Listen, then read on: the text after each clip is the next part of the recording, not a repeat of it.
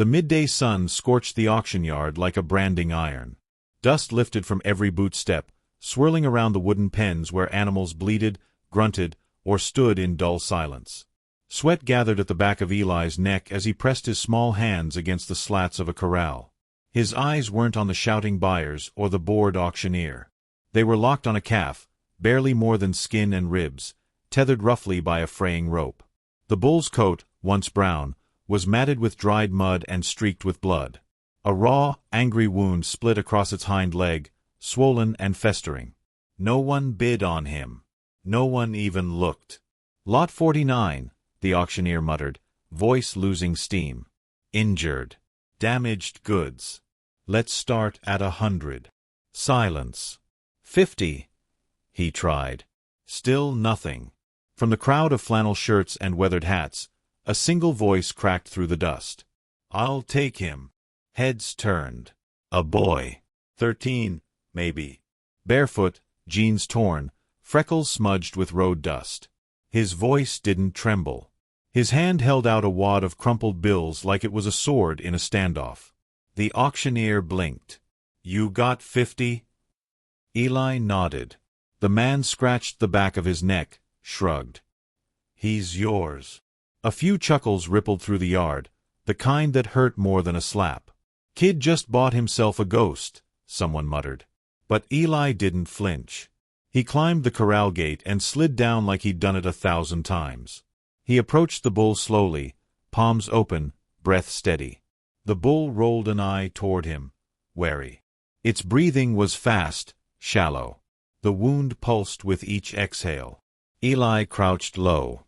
"Hey," he whispered. "You don't look like much, huh?"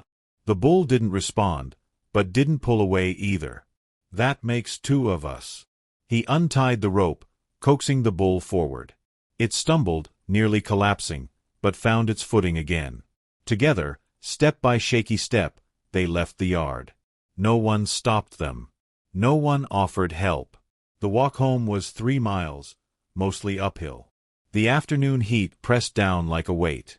Eli didn't speak much. Just walked beside the bull, sometimes placing a hand on its shoulder when it staggered. He named it halfway home. Dusty. It wasn't clever, but it fit. Like the dust that clung to its hide. Like the old dreams people left behind on roads like this. Home was a sagging farmhouse with paint peeling in long white curls. The barn leaned like it had secrets. No other kids waited there. No warm voices from inside. Just his father. He sat on the porch, cigarette glowing between 2 fingers, staring down the road with hollow eyes. His work boots were still on, even though the fields hadn't been plowed in weeks. Eli walked past without a word. Dusty followed, his steps stiff and uneven. The screen door creaked. His father didn't look at them, but his voice floated behind. "What the hell is that?" "A bull." "You paid for that?" "Yeah." "How much?" 50. A silence stretched between them like taut rope. That was grocery money. Eli didn't answer. He led Dusty into the barn. The boards groaned underfoot, the air stale with hay and mold. He found a clean corner and spread what straw he could gather. Dusty collapsed almost immediately, trembling. Eli filled a bucket with water. The bull didn't drink. He tore strips from an old shirt, soaked them in salt water, and approached the wound. It was worse up close, blackened edges, the smell sharp and sour. He hesitated only once before pressing the rag to the gash. Dusty lurched, a cry breaking from his throat, but Eli didn't stop. His hands shook. His jaw clenched. "You're not dying," he said softly. "You hear me." Outside, the wind howled and slammed the barn door. Night fell like a bruise. He stayed until the stars came out, whispering stories he remembered from when his mother was alive. She used to tell him animals understood more than people thought. She said bulls were stubborn, he murmured, brushing Dusty's matted fur. "So you better be the most stubborn thing I ever met." By midnight, Dusty still hadn't moved. His breathing had grown quieter, slower. Eli lay beside him on the straw. The barn creaked. The wind cried through the trees. Dusty stopped breathing. One breath. Then none. Eli pressed his ear to the bull's chest. Nothing. Just stillness.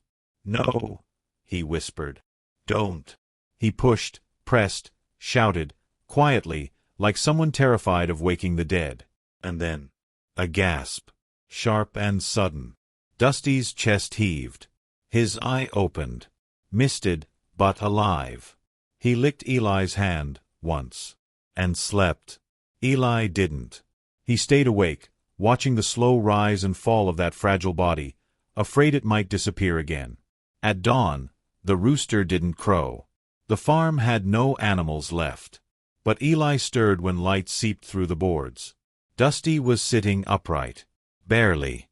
But upright. Eli smiled for the first time in weeks. He stepped outside. The porch creaked. His father was there, same chair, same boots, same silence. "He's alive," Eli said. His father didn't answer. Just flicked ash onto the floorboards. Inside, Eli found the old veterinary kit. Half the tools were rusted, but the ointments weren't expired. He tended to Dusty's wound again, gentler this time. For the next 2 days, he barely left the barn. He fed Dusty bits of grain, coaxed him to drink, cleaned the wound every few hours. Dusty didn't resist. By the 3rd day, the swelling eased. The bull stood on his own. Shaky, but standing.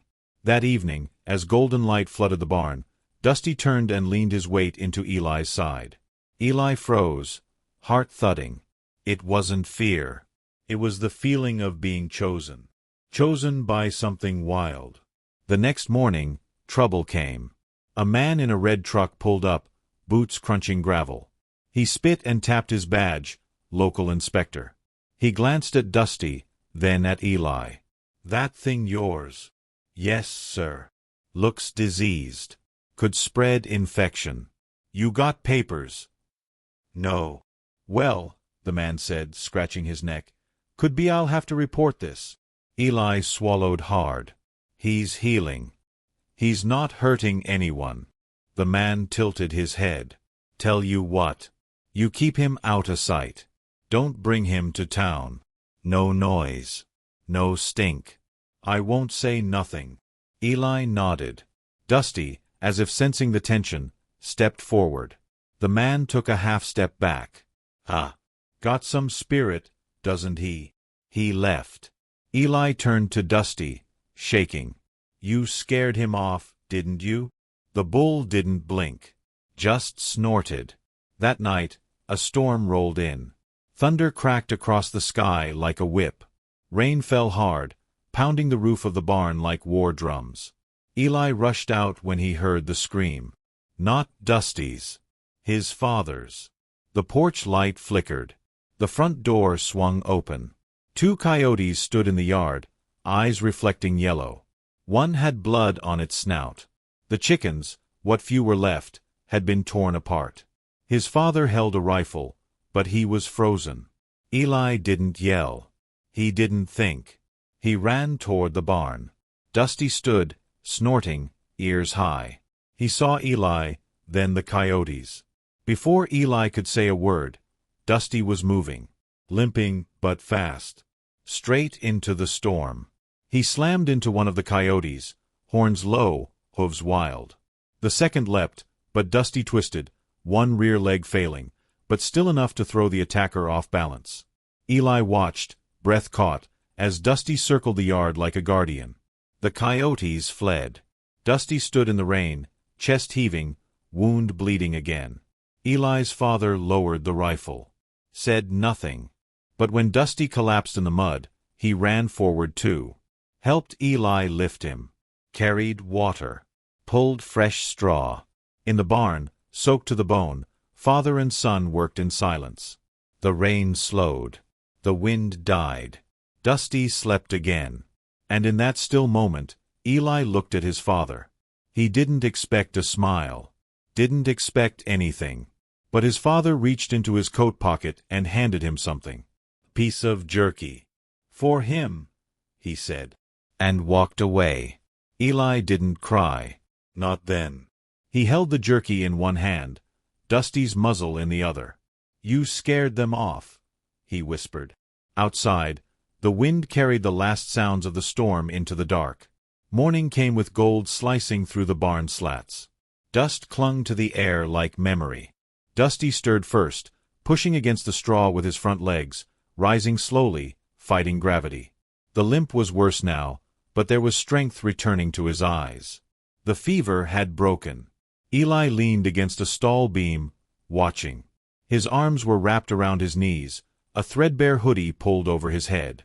He hadn't slept, not truly. The world outside the barn still felt fragile, like if he moved wrong, it would collapse again. Dusty hobbled toward the water bucket and drank. The sound filled the silence between them like music. "You're not dying," Eli whispered. "You're living." Footsteps crunched in the gravel outside. Eli stiffened. His father stepped in without knocking. No hello, no noise except the slow squeal of the barn door. He looked at Dusty. Looked at Eli. "You're gonna need better feed." Then he left.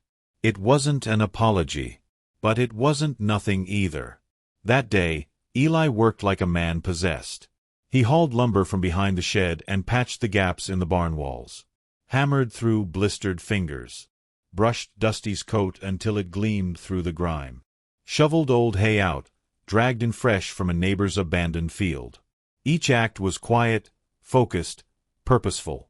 Like prayer. Dusty followed him around as best he could. He didn't complain when his leg buckled or when Eli tied a cloth brace around it. He simply looked at the boy with those heavy, solemn eyes, as though watching something bigger than both of them. The days blurred. Dusty began to walk farther each morning. Across the front yard. Around the big oak.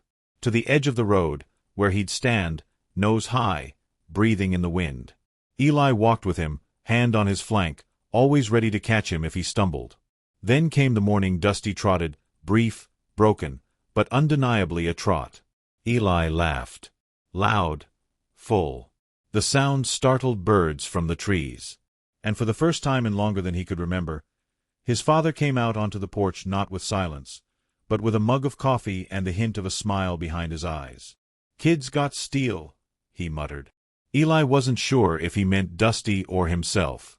Eli began bringing Dusty into town, just to walk. Not to show off, at first. He kept to the back roads, the quiet paths. But word spread. A boy and his busted bull. At the general store, two men stood with arms crossed. "Ain't safe, bringing that thing around here," one said. "Not when it's dragging that leg," added the other. "He's meat, not a pet." Eli stood between them and Dusty. Said nothing.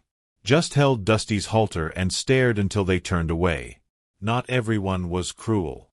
Old Miss Jennings brought a carrot and placed it gently in Dusty's mouth. He accepted it with dignity. A small girl clapped with delight. But the murmurs followed them. That night, at the dinner table, Eli's father spoke between bites. "Man offered 300 today. For the bull." Eli's fork froze halfway to his mouth. "I said no." Eli swallowed hard. "You did." His father nodded. "You'd have fought me." Eli nodded too. Dusty was more than flesh and horn. He was survival. Proof that something broken could still stand. Could protect. Could choose kindness when it wasn't owed. The sky darkened too early the next evening. Clouds thickened, bruised and angry. Thunder rolled low, distant but warning. Eli rushed to check the barn. Dusty was restless, pacing. The air crackled. Then came the bark. Sharp, near. Coyotes again. Eli ran out, but Dusty had already stepped from the barn, limping fast toward the yard. The same two predators circled near the coop. One had a hen clamped in its jaws. Blood on the grass. Dusty didn't wait. He charged. The first coyote turned too late. Dusty slammed into it, sending it flying. The second leaped. This time, it caught his side with its teeth. A flash of red bloomed against his ribcage. Eli shouted, sprinting forward with a rake. His father followed, this time with a shotgun. The coyotes fled before the gun lifted. Dusty stood still in the rain, sides heaving, the wound bleeding. He didn't fall. Eli dropped the rake and wrapped his arms around Dusty's neck, rain soaking them both. His father watched. He didn't hesitate. "No," Eli said, voice breaking. "He never does." They tended to the new wound together. His father applied pressure. Eli poured iodine. Dusty winced but didn't resist. Later, by lantern light, the barn glowed with warmth, not fear. Eli sat beside Dusty, reading aloud from a book, one his mother used to read to him. Dusty's ear twitched at the sound of her name. Eli stopped. I think she'd have liked you," he said. "She always said brave things come in quiet forms." Dusty nuzzled his shoulder once, gently. 2 days later, a knock came at the barn door, unusual, since most just walked up. A man in a leather jacket stood there, dusty boots, polished truck behind him. "You're the boy with the rescue bull," he said. "Saw the story spreading." "What story?" Eli asked. "Little girl filmed him in town, made a video. Says the bull's got a knight's soul. Whole internet's watching." Eli blinked. The man smiled. "I run the county fair. We're doing a showcase for rescue animals next week. People are asking if Dusty'll be there." Eli didn't answer right away. Dusty stood beside him, strong now, eyes alert, a scar still fresh on his rib. "We'll be there," he said finally. The man grinned. "Good. People should see." But that night, Dusty didn't eat. He stood still too long. His breathing turned uneven. Eli pressed his ear to his side again. A slow rhythm. Labored. Not like before. Not failing, but struggling. He called the vet the next morning. The same man who'd once dismissed Dusty as unsalvageable. Now he sat beside him, listening. "The wound's healed," he said. "But that leg takes too much effort. His heart's doing double time to carry him. Can he make the fair?" Eli asked. The vet didn't answer right away. "Maybe. If he wants it badly enough." Dusty lifted his head then, as if understanding. And Eli swore, for just a second, he saw fire behind those eyes. They trained. Not like for war, like for memory. Eli guided Dusty through gentle paces. Small turns. They practiced standing proud. Bowing. Moving in time with music from an old speaker in the barn. Mara, the girl from the video, came by one day with her father. She brought a paper crown of flowers and placed it gently on Dusty's head again. He bowed. Her father whispered, "That's the one." The night before the fair, Eli barely slept. His father stood in the doorway as he packed a small bag with ointments, snacks, water. "You think he'll do it?" his father asked. "I know he will. Even if it hurts." Eli looked up. Especially then. The drive was silent. The trailer rattled. Dusty shifted once but didn't cry out. They arrived just before noon. The arena was loud. Dusty stepped onto the packed dirt and paused. The crowd murmured, phones raised. Then the music played. Eli walked beside him. Dusty trotted once. Limped. But kept going. Made the full circle. At the center of the ring, he turned. Bowed. A second of silence, like the world holding breath. Then the eruption. Applause. Cheers. A little boy in the front row sobbing into his mother's shirt. Dusty stood still. Ears forward. Regal. From the corner, a man stepped forward, one of the ranchers who had once called him meat. He held an apple in one hand. He walked slowly, cautiously, kneeled, offered it up. Dusty lowered his head and took it gently from the man's palm. The man looked up at Eli.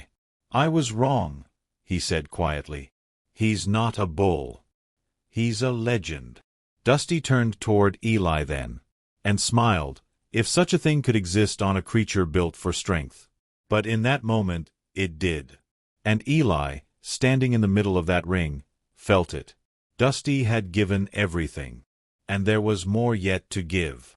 The fair ended with golden ribbons, shaking hands, and 1,000 voices chanting Dusty's name like he was some old folk hero reborn. Photos flooded social media by nightfall. A boy with straw in his hair, a bull with a flower crown, a crowd standing not for perfection, but for fight, for fire, for grace born of pain. Back home, the barn had never felt quieter. Eli sat by the stall with Dusty lying close, his body rising and falling in uneven rhythm. The scar on his flank throbbed under the thin skin. Each breath felt longer, more loaded. But Dusty didn't look away. Even in weakness, he watched Eli with the patience of a sage. Eli fed him in silence. Carrots, soaked oats, the sweet things Dusty liked. He placed them gently in the trough, but the bull only sniffed and turned his head. "You did good," Eli whispered. They all saw. The wind stirred outside. Leaves scraped the barn roof like whispers in the dark. Dusty didn't move. By morning, Eli knew something was wrong.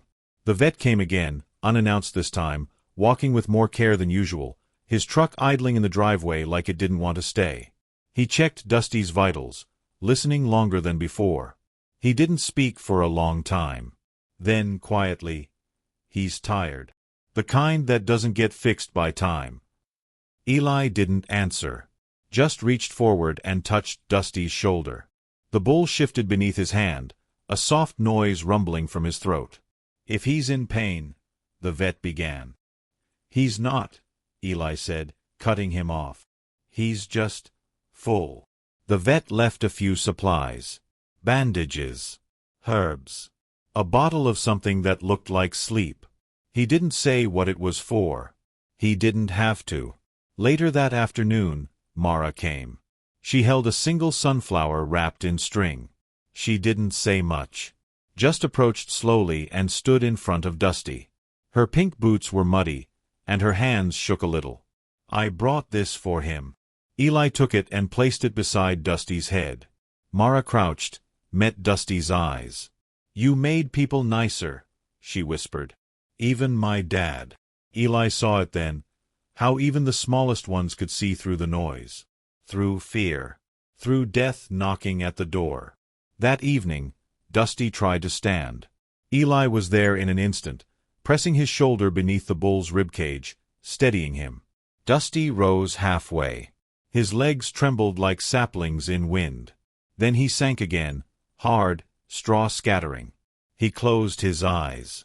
Eli stayed beside him through the night. The barn lantern flickered. Somewhere in the house, his father moved. But it wasn't until after midnight that he came. No boots. No coat. Just flannel and bare hands. He didn't knock. He walked in and sat beside Eli on the hay. They said nothing for a long time. The wind howled. Dusty breathed. "You remember that night?" his father asked. "With the coyotes?" Eli nodded. "I couldn't move," his father said. "Held that gun like it weighed 1,000 pounds. Watched you run toward them. Thought I'd lose you like I lost your mother." Eli blinked, but his gaze never left Dusty. His father reached into his shirt pocket, pulled out an old photograph. A woman with wild hair, standing in a pasture. A tiny Eli in her arms, smiling, one hand stretched toward a horse in the background. "She would have liked him," his father murmured. "The bull. She'd have said he's more human than most." The lantern sputtered once, then burned steady. Eli leaned his head against Dusty's side. The warmth was still there, but fading. In the morning, they tried everything. Eli coaxed Dusty toward the pasture, offering him his favorite treats. Dusty rose again, this time, fully. His back legs shook, but he stood. For a long while, he just looked at the sunrise. Orange light spilled across the sky like a promise no one could keep. He took one step, then another. His stride crooked, rhythm broken. But he walked. He made it to the tree line, where the big oak stood. The same tree they had walked around every morning. He circled it, once, slowly, and stopped. Eli didn't move. He knew. Dusty dropped to his knees first, then laid his full body down, breath catching in his throat like a swallowed goodbye. Eli dropped beside him, pulled the sunflower from his coat, tucked it into Dusty's bridle. "You can rest now," he said, voice barely more than a breath. Dusty blinked once, and closed his eyes. He didn't open them again. There was no great noise, no cry, no thunder, only silence. The kind that settles like snow over something once alive and forever changed. Eli stayed with him for hours. People came. Neighbors. Children. A reporter who had followed the story. But no one tried to move him. They knew. By sunset, Mara returned. She didn't say a word. She tied a ribbon to the oak tree. Yellow, frayed, but proud. Her father joined her. He brought a small wooden sign. With a hammer, he placed it into the ground beside the tree. He wasn't fast. He was fierce. Eli stood then, his hands dirty, his heart too loud in his chest. He turned to the crowd. He didn't speak, but he reached into his coat and pulled out the flower crown. The same one from the fair, from the video. He placed it on Dusty's head. The cameras didn't flash. No one clapped. But everyone cried. Later that night, his father sat with him on the porch. They watched the stars.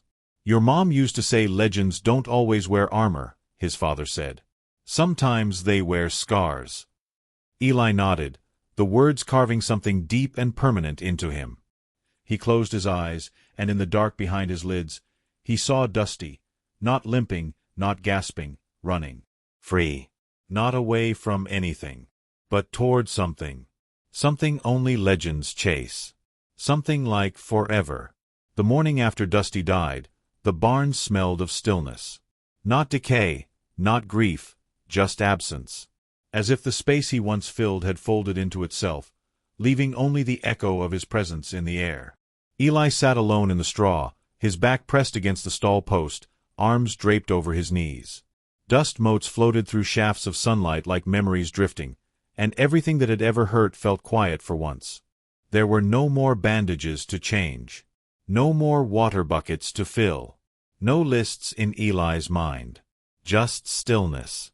Outside, the world kept moving. The wind still touched the wheat.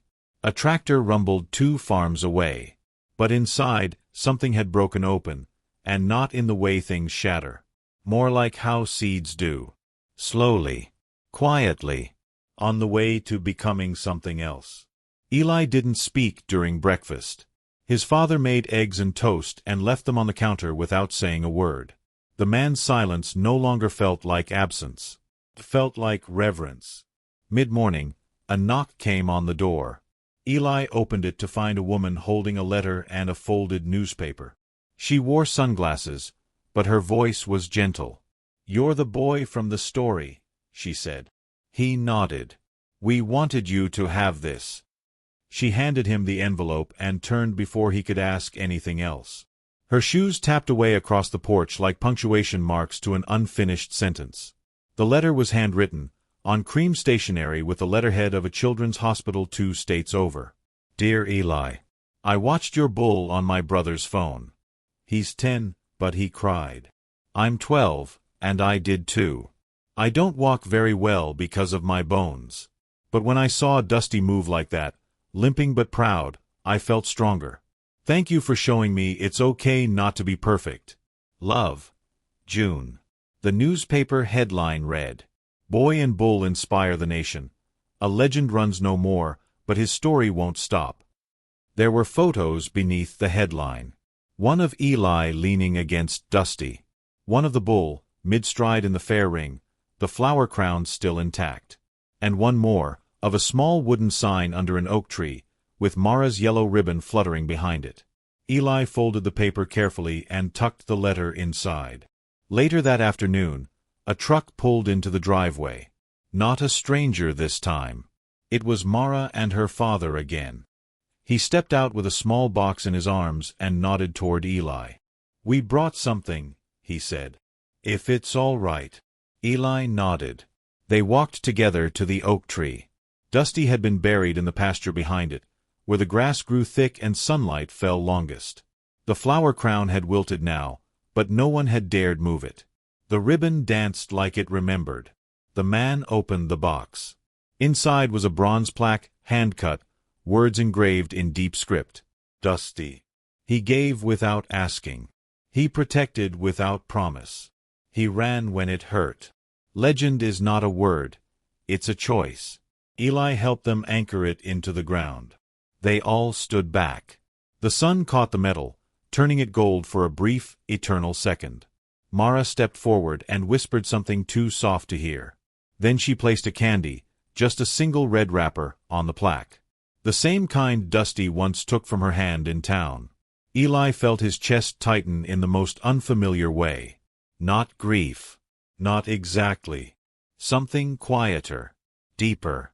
That evening, he found himself back in the barn. Out of habit, maybe. Or maybe to listen. He stood in the same place where Dusty used to sleep and closed his eyes. No hoofbeats. No breath. But not nothing. The warmth was still there, pressed into the hay, soaked into the wood, buried deep in the dust. He opened a drawer near the workbench and found his mother's old journal. Flipping through its pages, he paused on one entry, written in pencil, shaky but clear.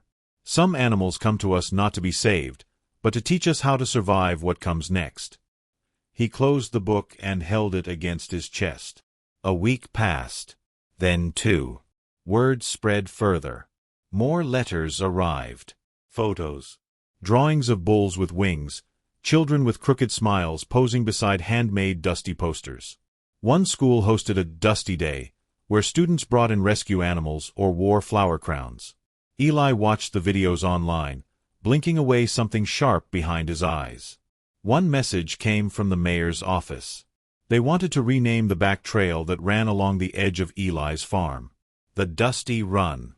It was a narrow, winding path Dusty used to walk each morning, circling the woods and coming back around the fence. Eli had carved out parts of it himself, clearing fallen branches and making sure the slope didn't get too steep. Now, people wanted to walk it. To feel what Dusty had felt, bravery in motion, pain pressed into purpose. Eli agreed, on one condition: no paving. Let them walk through the mud, he said. Let them feel the uneven parts. The ceremony came 2 months later. The town gathered. Eli didn't prepare a speech, but they handed him the microphone anyway. He stood on the hill where Dusty once stood after chasing off the coyotes. The same place where Eli realized the bull wasn't just an animal, but a decision made flesh. He took a breath and spoke. Dusty didn't save me because he was strong. He saved me because he knew what hurt was. And he ran anyway. He paused, looked out at the faces. Some smiling, some crying. He didn't speak. He didn't have to. He just showed up. Every day. He swallowed. His voice didn't break, but his heart did. And because of him, I did too. He stepped back. No applause. Just stillness. Then someone, a woman from the edge of the crowd, started placing small ribbons along the fence. Red, yellow, blue. One by one, others followed.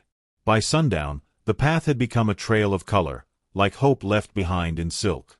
That night, Eli found his father in the living room, watching a news segment replaying the fair moment when Dusty bowed. His father turned and patted the couch. Eli sat beside him. No words. Just breath. Just presence. Outside, the wind stirred the cornfields. Fireflies blinked against the dark.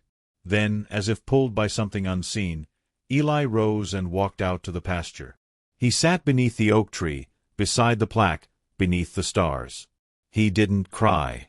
He didn't smile. He simply reached out, fingers brushing the edge of the earth. And in that moment, he understood. Grief wasn't the end of love. It was proof it had been real. The kind of love that lives in hoofprints and sunflower stems, in the sound of wind against a barn door, in the silent vow made between a broken boy and a wounded bull. Not because they had to. Because they chose to. He lay back in the grass, hands folded beneath his head, eyes tracing constellations he didn't know the names of. Above him, the stars blinked. Behind his closed eyes, Dusty ran again, unburdened, unbroken, full of fire. Somewhere, someone would tell this story again. And the last thing they'd say would not be an ending, but a beginning. A soft voice by firelight whispering. Some legends never speak. They just run, and make us remember how to feel.